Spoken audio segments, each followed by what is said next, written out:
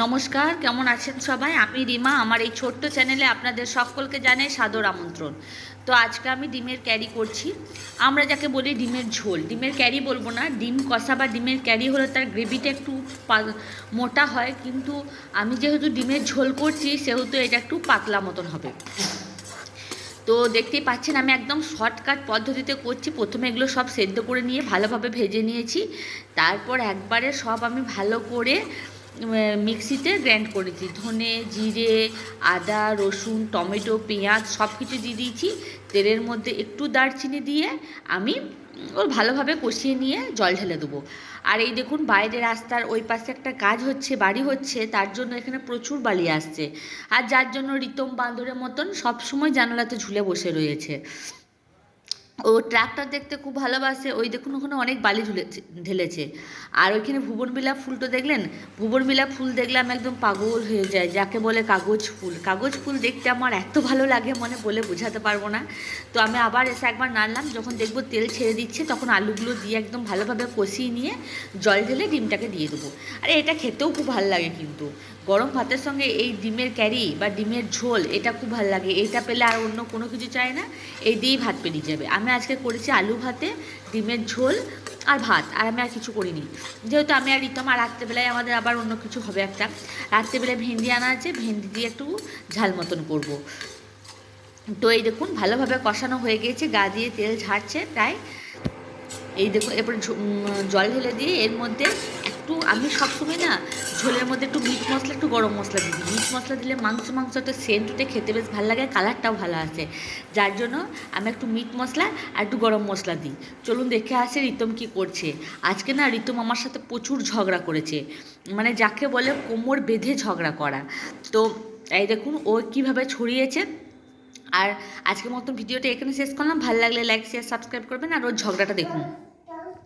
থাকবি তুই, থাকবি, আমার তো পাপাটা ভাই যা পালাবো দেখবি।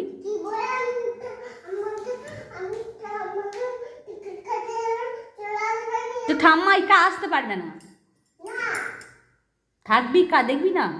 ওই দরজাটা কিন্তু ভূততে ছিঁড়ে ছিঁড়ে খাবে। তোর পাপাটা আমাদের পালিয়ে যাবো দেখবি, ভাই যাক।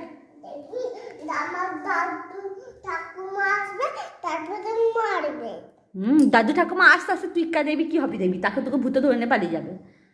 আমাকে মারছিস তুই ধরে ধরে। কি বলি? ঠাম্মা এসে তোকে মেরে আমরা আমরা ভাইজাক চলে যাব, তোকে নিয়ে যাব। কার সঙ্গে যাবি ভাইজাক তুই? ঠাম্মার সঙ্গে। ঠাম্মা ভাইজাক চিনে? ঠাম্মা তোকে ভাইজাক নিয়ে যাবে?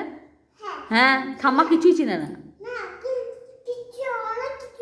তো ঠাম্মা কিছুই জানে না, কিছুই চিনে না। তো ঠাম্মা কিছুই জানে না, কিছুই চিনে না।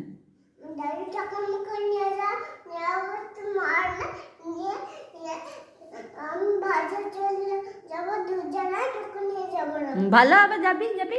আমাদের পাপাতে আমরা অন্য জায়গায় চলে যাবো। আমাদের পাপাতে তাহলে গুজরাট চলে যাবো। তো দাদু ঠাকুমা আসুক আগে, যা যা করে মুসল মারবি, থাকবি কি তো খাবি কি আমাদের পাপাতে চলে গেলে? কি বলি? কি বললাম শুনতে পাচ্ছিস না? আমাদের তো পাপা না, যদি যদি আলাদা কথা বলে বাইরে বের করে দেবো।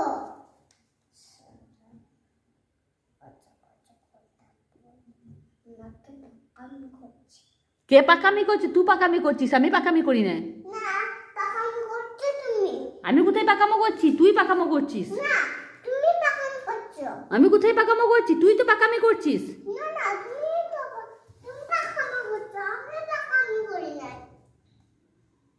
ভালো হবে তুই থাকবি দাদু ঠাম্মার কাছে, আমি পালাবো। আমি আর তোর পাপা পালাবো, তুই থাকবি। তুই গদিষ্ঠে চলে যা কেন? যা গদিষ্ঠে যা, একাই চলে যা। তো আমি যাবো না, তুই চলে যা, তুই এখনই চলে যা, যা যা। হ্যাঁ যা, যা টিকিট কাটতে যা, টিকিট কাটবে তবে তো যেতে পারবি, যা।